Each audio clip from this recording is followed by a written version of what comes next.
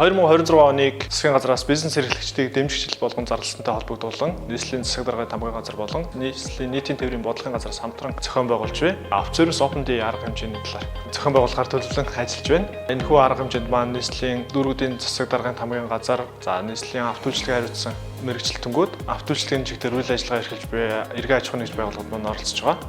Энэ арга хэмжээний маань гол зорилго нь бизнес эрхлэгчдийгээ дэмжих, иргэдэд чанартай, хүртээмжтэй, хямдралтай, урамшуулалтай үйлчлэгийг хүргэхэд зорж байгаа. За манай энэ арга хэмжээ маань 2026 оны 5 сарын 8-наас 10-ны хооронд зохион байгуулахаар төлөвлөлөө ажиллаж байна.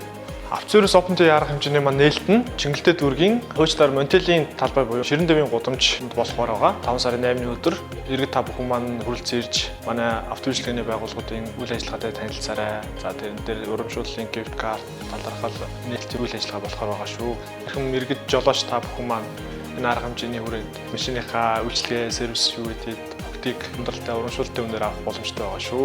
Тухайн оролцож байгаа байгууллагуудынхаа мэдээллийг манайх вебсайт хуудасаараа зарлаад явна. Арга хэмжээнд оролцож байгаа байгууллагууд маань өөрсдийн засвар үйлчлэгээний төвүүд дээр бас давхар хямдралтай урамшуулалтын үйлчлэгийг үзүүлээд явна шүү.